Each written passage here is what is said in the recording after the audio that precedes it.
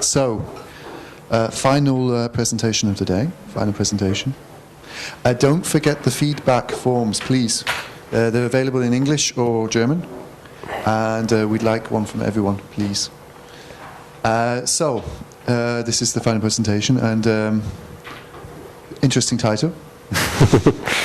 Yeah. Okay, it's up to me now. Okay. So, welcome everyone to my presentation. My name is here, but my name is Maciej Dobrzanski. I came from Kraków in Poland, where I live. What I do MySQL and web stack performance consulting as my job. I used to be with Percona, but I'm not anymore. I'm doing this myself now.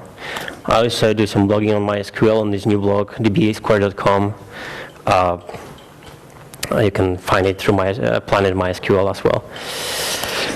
So going back to the presentation itself, the grass is always greener on the other side. Let's focus on that one.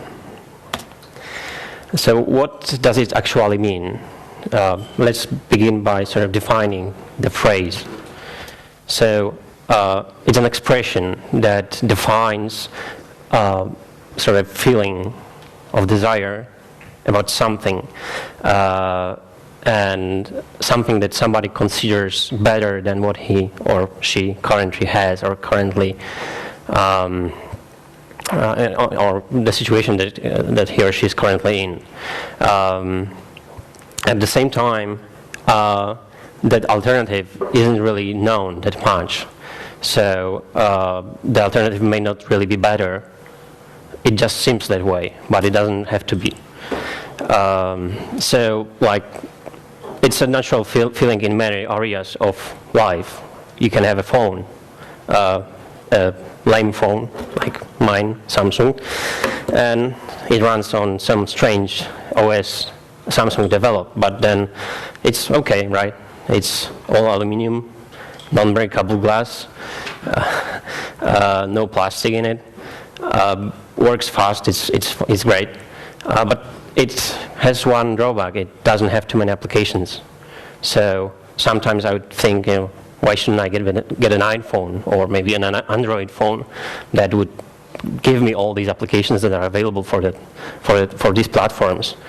But then is spending like 3 or 4 times more on the phone worth 2 or 3 more applications that I can install? That's sort of the dilemma that happens when you desire something, but you're not really sure whether it will be better for you or not. One part of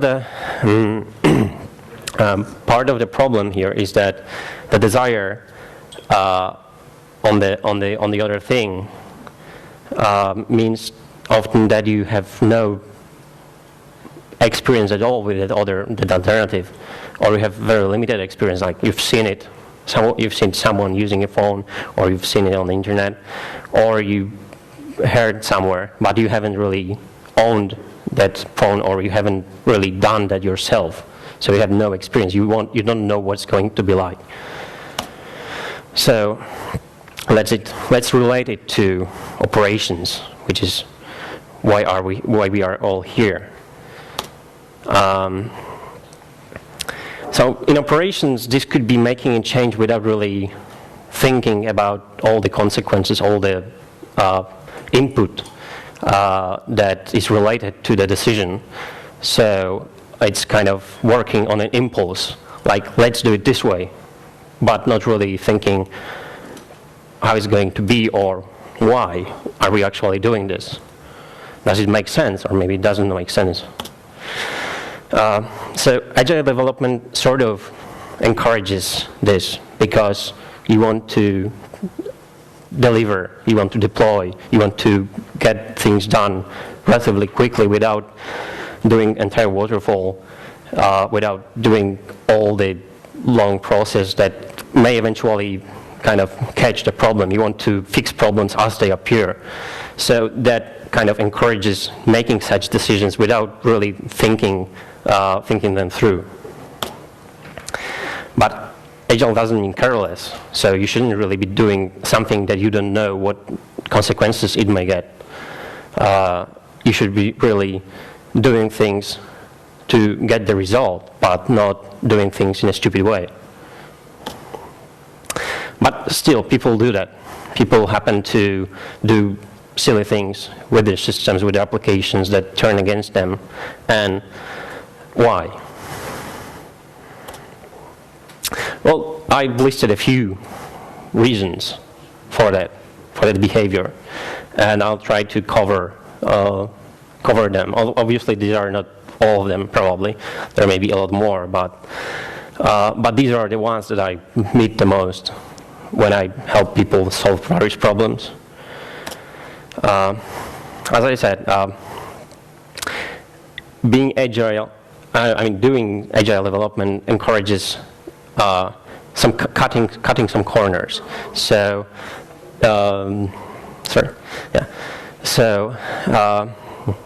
and also it encourages using new things to get things done. Like you have to implement certain feature, so you basically look for technologies that may possibly be the most reasonable for that. They may be new technologies that nobody is really using yet, or that have just started being popular. So like the cool things that occasionally kind of come up and everyone starts talking about them. So what is cool? Well, you could say agile is cool. It's like what people like to do. But over the recent years, there have been a number of technologies that could be considered cool in a way. So cluster, that's more traditional, not very new, but everyone likes to have a cluster. Everyone likes to have something that does most of the work for them, that scales for them, that partitions data for them, that fails over for them, that basically does all the dirty work. You can just focus on doing the code or building the application, essentially. You don't care about the stuff that is down below. You hope that the software that comes to do the clustering job will do that for you. So the example was MySQL cluster technology. When MySQL bought the technology from Ericsson and started marketing it, after that, a lot of people started, asking, well, maybe I should start using MySQL cluster to solve my problems. Well, it has shared nothing architecture. It has 5 nines uptime and whatnot. So why not? But this is not for everyone. This isn't a general purpose database. But people didn't look at it that way. They just looked at, this is clustered, this is cool, I want that. Virtualization is another such subject that some people consider like this is a thing. Of course, it has its uses, but there are situations where you cannot really use it. You can virtualize some systems. Some systems do not really make sense if they are virtualized, but still there will be people who will, for example, they will virtualize database servers just for the sake of running virtual instances. Well, of course, if they have a powerful like IBM P6 or P7, maybe that makes sense, but otherwise, why not using all 12 or 6 or 8 cores just for the database rather than partitioning it further across several instances? Well, the cloud, the public cloud especially, this is a big buzzword. And obviously, it's still part of what's going on, that everyone wants to be on the cloud because it's easy, because everything is done for you. NoSQL, well, this doesn't need explanation, really. It's probably the biggest buzzword of the recent 2 years. Let's ditch the SQL, let's do it in NoSQL, let's forget the structures, let's do sorry.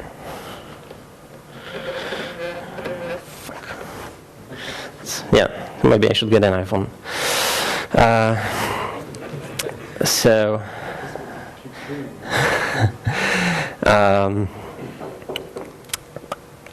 Yeah, so this was the other such technology that is cool and people just jump on it without really thinking about the consequences. Framework, it's more from development point of view.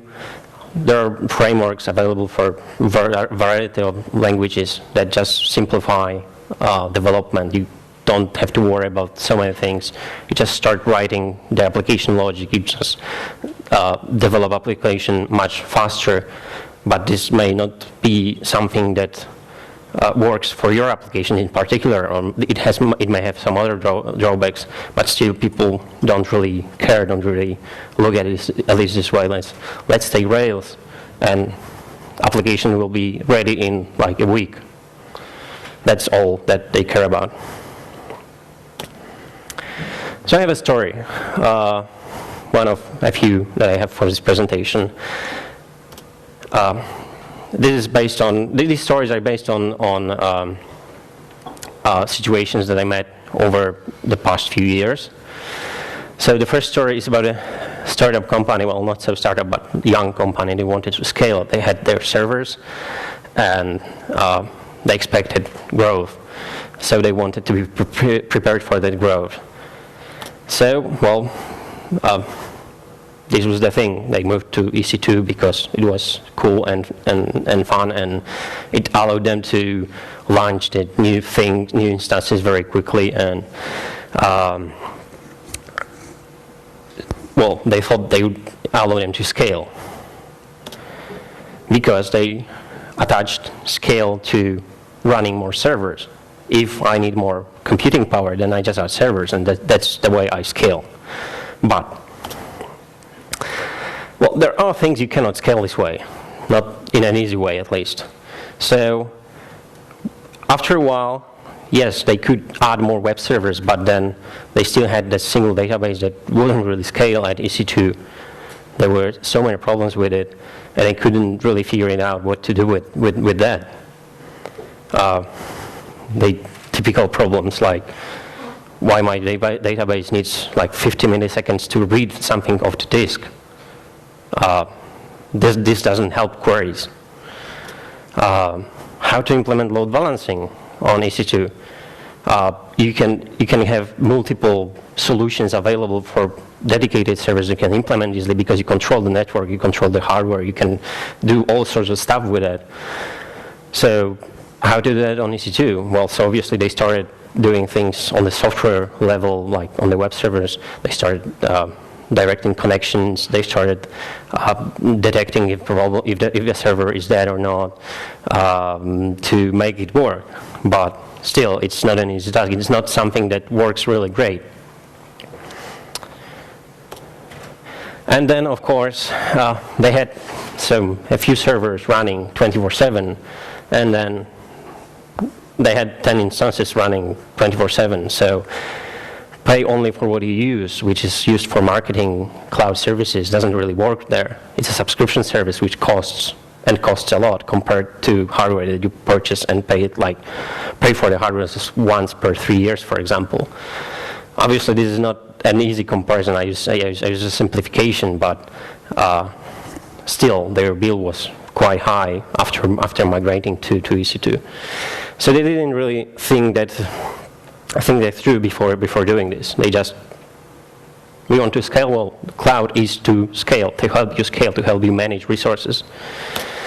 But no, cloud is better. It's not better. It's different.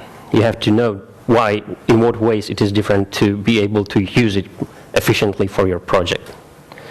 So they did what was cool, but not what was right for their particular application. So another reason why people do stupid things sometimes is lack of expertise. This is well, kind of obvious one, right? If you don't know something, then you can get in a lot of trouble.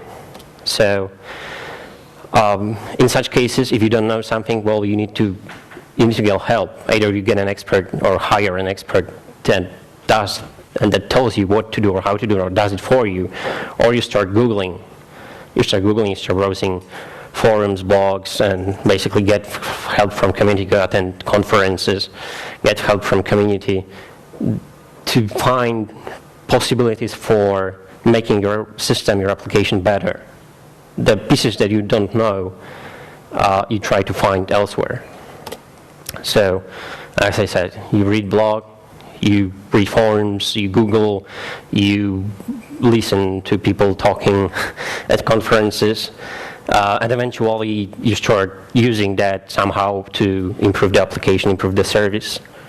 The problem is that whatever you find or whatever you hear, it may be very nice, it may be well packaged, very nice packaged, it may look very appealing, right? So it may make sense, like I really need this, I read this suggestion and I really need that. That is me. I want to implement that. But if you don't have experience, or if you don't have expertise, how do you value, how do you know what you read or what you heard is true? How do you know it works for you, for your particular case? Well, you don't. So you just hope that this is right and kind of lie to yourself that it is. Often you'll have to learn whether it is true or not in production. Often you will not have opportunity to test these advices properly, or they will work in the development environment, but they will completely fail once they receive a proper real traffic. So if you don't have expertise, then there is a lot of problems that may be coming, and you may even unwillingly make bad decisions, choosing something that seems better but doesn't necessarily is. So the next reason is lack of information, and this is somewhat related to what my colleague Kenny talked about this morning. If you don't have information, how do you know whether your system or your application is working correctly, whether it is working efficiently, whether it performs okay or maybe performs badly? You don't know that. You have no insight into system. So once it turns out there is no information you can get about the system, there is very little you can do to improve it. So you start the guesswork. But that's determining whether a system or application performs good or bad. This is like only something that you need to check occasionally, because it doesn't change that often, unless traffic increases or something. So the worst case is that if you don't have an insight, then even if you change something, you have no idea whether the change improved anything or whether it made it worse. So you have no means for comparison before and after. Also, if you don't have information about the system, when you have a problem, there is no way you can find it, or it is very difficult to look for problems. You know there's something not right, you know that users complain, you know that something is running slowly, but you have no idea why, and you have no means of pointing a finger, this is the problem. You can only guess, which rarely is very accurate. So another story is related to this problem. So this is quite common, right? So people have a problem with performance and they call, or they create a ticket, or they simply ask for help.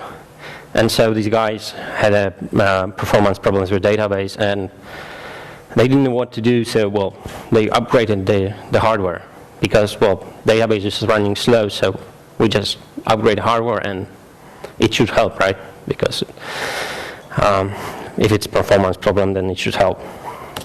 But what problems? What problems were they trying to solve? So when I ask for graph or some metrics about the system, often the answer is that we have none, but sometimes they do have.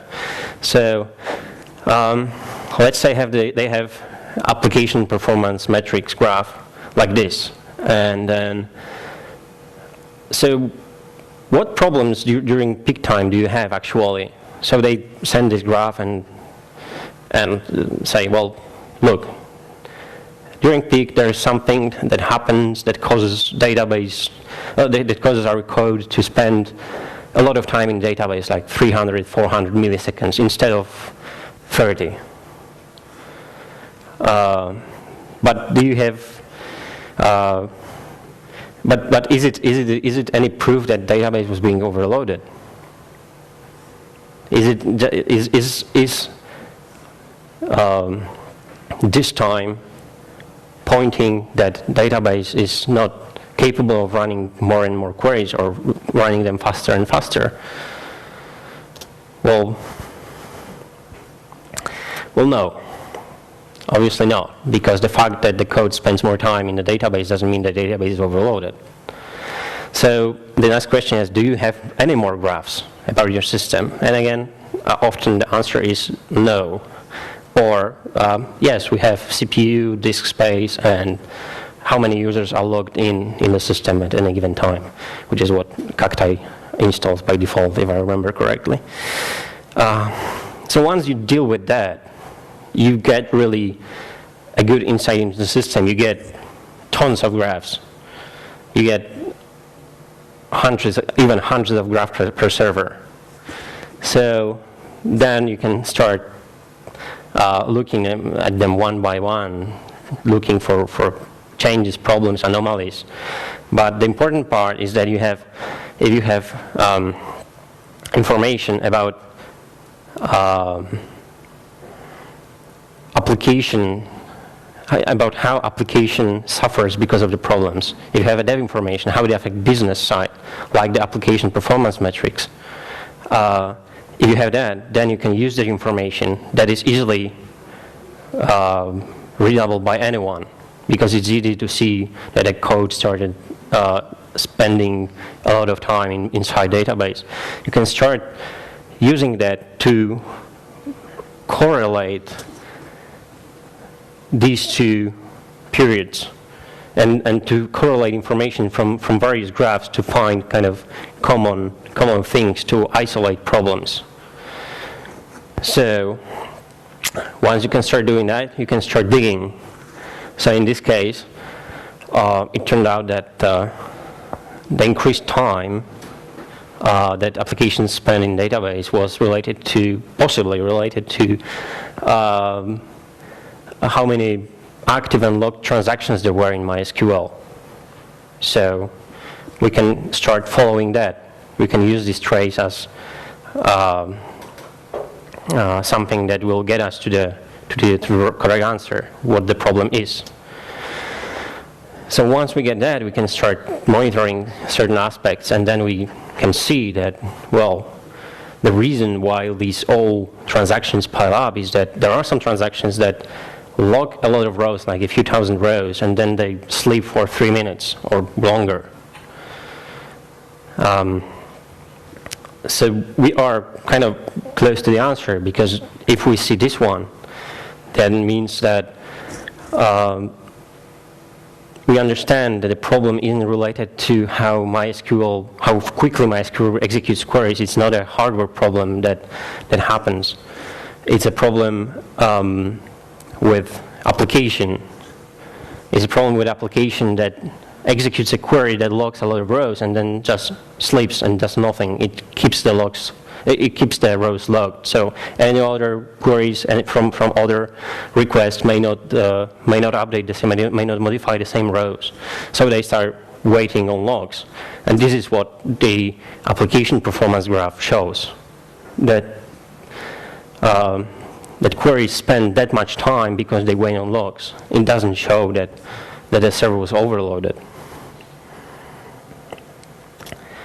So it turns out that what they tried to fix with hardware wasn't a hardware or database problem at all. It was application problem. And they didn't have information at first. They had just application performance metrics graph. So they could only see how long an application would have to wait for database to respond. This is all they knew. And looking on every other piece of information could only reveal that the problem was somewhere else. So for a long time, when they tried to solve the problem, they were basically looking for it in wrong places. They were trying to solve something completely different. They were trying to solve a completely different problem. So another aspect of making strange decisions sometimes is being too focused. So if you're focused on solving only one thing, then sometimes you start changing a lot just to make this one thing work, but you start ignoring everything else. So you stop seeing the bigger picture. You stop seeing how your investigation and your conclusions may affect everything else. So another story, it's from an application, a social application. As such, they tend to have a lot of information about friends and relationships between friends, which is fairly difficult to query efficiently as your searches can get more complex and complex, in MySQL especially. These queries are either slow or you cannot really do it at all in the way that you would normally want to do it. So they were having some problems with a few queries related to finding or counting friends of your friends, and couldn't really, they were trying to optimize queries, but nothing seemed to work really. So what they thought is that, well, MySQL is a better technology for this then, because, well, we indexed everything, we wrote the queries right, but it doesn't work. So, of course, Postgres is better because it does better with complex queries. It does better with, it has more features that allow you to do many different types of queries that are impossible in MySQL even, and do it relatively efficiently probably. I'm not a Postgres expert, so I cannot comment, but this is what happened. So they ported everything, the application, to work with Postgres to fix those queries that were slow, to make the feature work. So the problem they faced then was that they had enough traffic that they needed a few replicas to pull their reads from. They need to scale the reads across several databases, and so with Postgres at the time, it became a problem which they didn't see initially. They couldn't easily and well enough set up several replicas to serve the traffic to load balance the read traffic between the several instances, because at the time there was no built-in support for replication in Postgres. There were third-party solutions, which, if MySQL replication is only good, then that was below that. So by solving one problem, they got a huge amount of completely different problems. They just didn't look at the bigger picture there.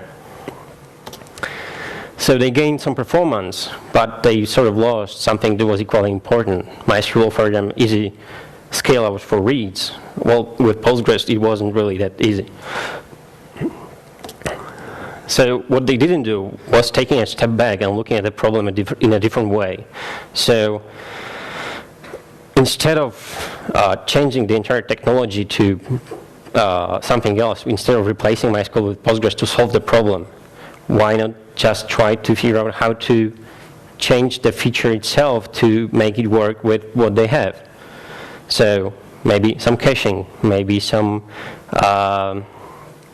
things like for counters, like approximating the results. Nobody has to know how many friends of friends somebody have. So they didn't do that. They just decided that we are having problem with this specific thing, and we we try to solve this specific thing rather than solve the problem. So the next reason for poor decisions is poor communication. And, well, this is obvious. People from different worlds do not like to really talk to each other, especially when it's work-related. More likely, they like to argue rather than talk, so it's not easy. But this is just one level. Another level can be very different. If management makes the decisions about the technology that they will be using, and this doesn't work with the people below, then the result may not be very great. So another story is about a pretty large company. You could call it enterprise. Oops, sorry. So they were running a large email service, not like Google kind of scale, but still large. So they needed like 150 or so database servers to store, to keep email headers, which then they could run queries against, so users could see their inbox contents and filter on it and whatnot. So these servers were like pretty standard boxes, like 8 disks, in a write 10, some number of CPUs, enough memory to keep the working set inside the memory, so there's no too much reading. But well, still they had a lot of emails coming in, so their write traffic was pretty significant.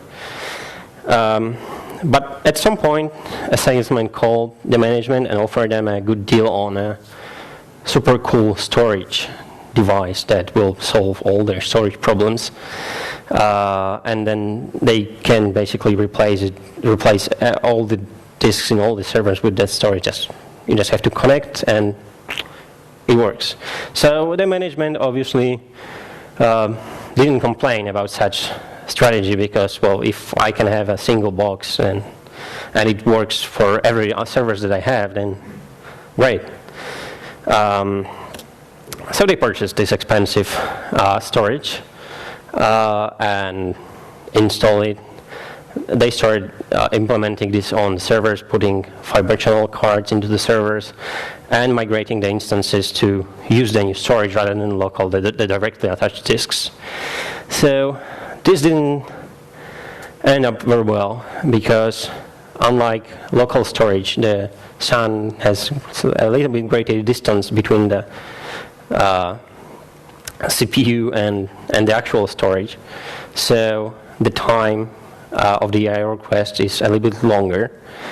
So that I/O latency basically killed their performance. The servers stopped working efficiently enough to support the traffic they had. So they had to roll it back and get back to the directly attached storage, the disks they had. Luckily, the storage could be used for another purpose, but this didn't work out as promised. And the problem was because nobody asked for opinion. The management just decided, okay, we fancy this solution. It's cool. It solves our needs. It fits our needs. So we just buy it, and there was no communication between the management and the IT database people, whether this is really what is necessary, whether this makes any sense. So finally, file savings is another reason why you may sometimes do an unwise decision of choosing one technology over another. I mentioned EC2 as an example, that sometimes using that on a subscription basis doesn't really make sense financially, that you do not initially see, but that later turns out that the EC2 becomes a lot more expensive than the hardware that you own, and even if you have to replace it every 2 or 3 years. But I have another story for that. So, sometime last year I was doing a project for a media company that wanted online presence, like run news sites and TV show, web landing pages like X Factor and whatnot. They wanted to install this on in a new servers, new data center, new applications, everything. So I was designing the infrastructure architecture for them. So they gave me numbers, and I came up with, you need this many servers of this or that specification that will fit in 4 racks. So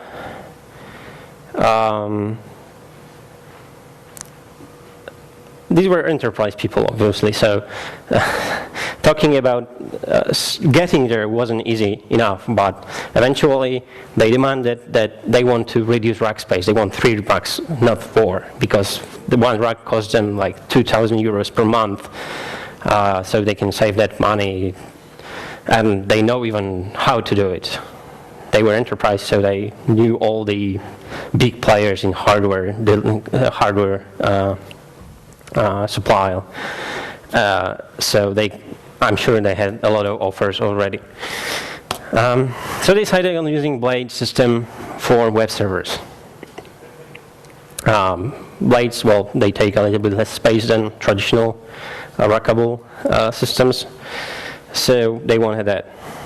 So they had like these 30 boxes that were possible to convert into blades, mostly web servers, and they got 2 enclosures, and they split all those servers into these 2 enclosures evenly, more or less. These were web servers, cache reverse proxy servers. These were memcache servers, small boxes that could be fit into a blade, obviously. They wanted database servers as well, but I said no, so we ended up on just small boxes. So what they didn't think about is that if one of these enclosures fails at any time, they just lose half capacity. I try to explain that if you have 200 servers as blades, if one enclosure fails, you may not really feel that, but with 2, doesn't make a lot of sense. But they were convinced, that these days, these solutions offer 100% uptime, full redundancy, and everything else. Once the hardware arrived, it turned out that if they want to upgrade firmware, it takes like 10 to 15 minutes to reboot everything. So their ideal world collapsed. But this is what they thought. They wanted to save money without really understanding, without even wanting to understand the consequences. So they chose this solution because it was getting them savings of 2,000 euros per month. So this is a complete set of those nasty things that sometimes make people do things they shouldn't be doing to make the bad choices. But obviously, it isn't like that you just should stick to one technology and never change, because it's wrong. Sometimes you have to change. You have to make a change. You have to change MySQL for Postgres. You change Oracle for MySQL. You have to change Linux for FreeBSD. You have to change your storage for Sun, and there are various circumstances that may influence that. So you should spend some time before making these decisions and evaluate whether what you want is actually what you want, or is it just something that seems nice, but whether it will work or not, it's really unknown.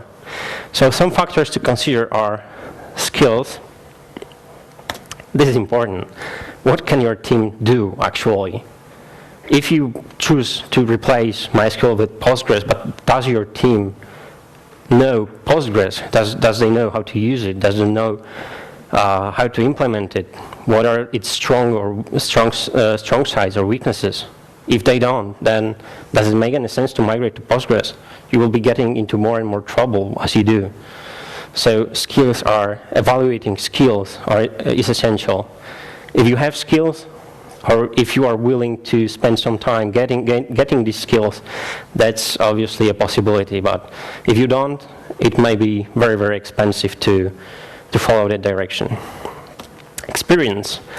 So skills is just a subset of what is required, because you can know some technology, but if you have no experience, then you may be doing basic mistakes.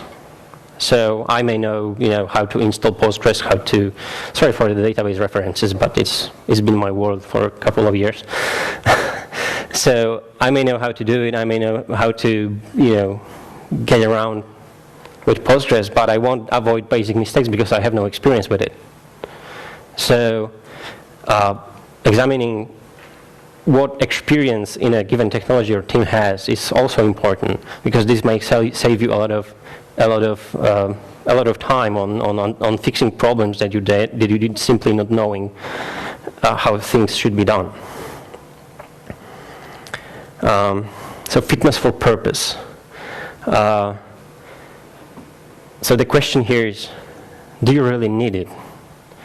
So like with the example with the Sun device, did they really need it? No, because they were running fine on what they had. They could add more boxes and scale, and there wasn't a problem. It's just somebody figured out, we want this, and so they probably never answered the question, do we really need it? Real cost, obviously, is important, because sometimes choosing something may generate hidden cost, may bring hidden costs that you don't even know when implementing a solution or when deciding on the technology. So looking for this cost, calculating this cost is also important. This won't affect your product, your solution, your system performance-wise, but it may cause you to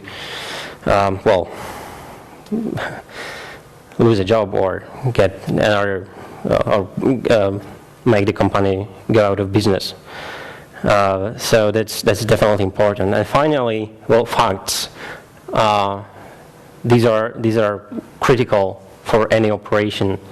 By facts, I mean monitoring metrics, and any information about the running system that you will need in future, but you may also need when choosing a solution, because you will have to understand, if you're choosing a storage, if the storage meets the requirements for I/O capacity, whether it can do 1,000 IOPS, maybe 1,000, maybe 10,000 IOPS, and maybe it only can do 300 IOPS. So if you don't have metrics, if you don't know facts about the system, you may not be able to figure out whether the next solution works for you or not. Monitoring basic usage is not enough. So like I said, if I come to people and ask for graphs about this on their systems, and they give me CPU, memory, disk space, and people logged into the system through SSH, that doesn't really work. That doesn't really help. This has to be complete overview of system, its performance, its usage. Basically every detail matters, every detail counts. So what I said, you need metrics, you need to have information on resources usage, on system performance, on application performance, on every single level that matters to the application, to the system. If you omit one place, you may not be seeing something very important. Also, you should make sure that team can read the information. So obviously setting up graphs is useless if you don't know how to use them. So sometimes it makes sense to set up different graphs for different people to present the information differently. For developers, it makes sense to use application metrics for graphing. For ops people, it may be more important to look at the slow-level graphs of various usages. But the important part is that at some point they have to meet, and they have to be able to kind of correlate and understand the same things even through the different graphs. So we covered various situations which make people to make decisions incorrectly, and we covered basic steps to avoid such mistakes when making such decisions, when making changes, or when deciding on changes. One thing is important. So, do agile development, but prepare for it well. That's the message I think that should be taken from this presentation. Thank you.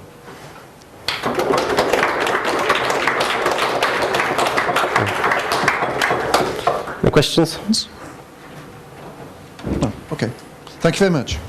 And don't forget the feedback forms. Oh, a question. Maybe not so much a question, but another story. I worked for an ISP, and we had a customer which was a radio broadcasting station, and they had a web server and a MySQL server, and sometimes they called and said, we need bigger machines, we need a bigger SQL server, we need a bigger Apache and web server, it's so slow. I looked at the graphs, and the accesses were stable, but the traffic on the network rose constantly. They had a homebrew content management system, and when I looked at the code and loaded the start page, it hung in a small plugin which listed the last 3 songs played on the radio station.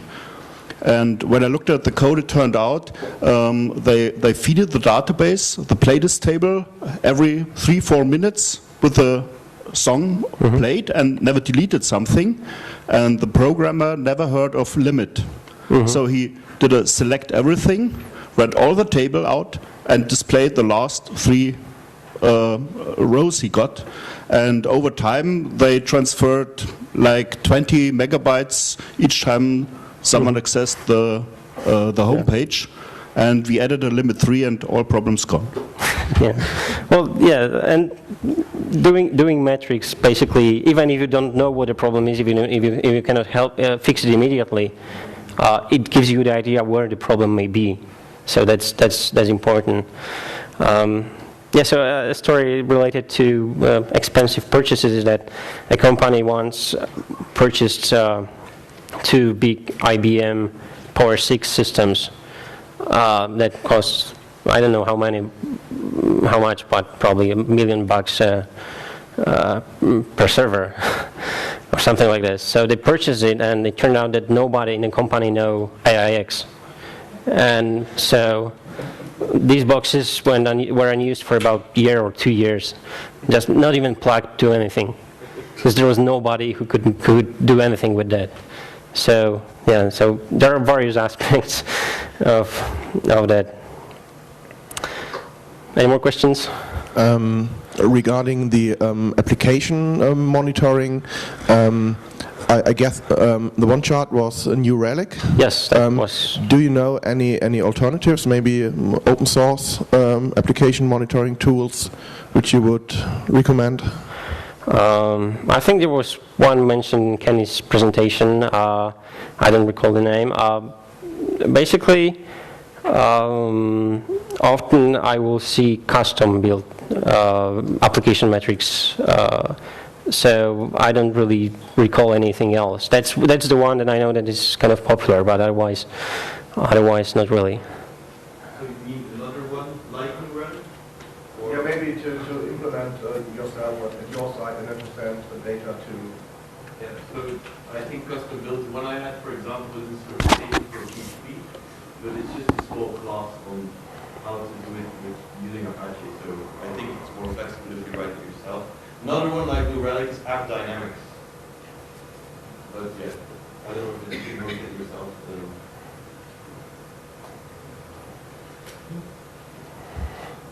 Okay. Anyone else? Okay, good. Thank you very much. Okay, thank you.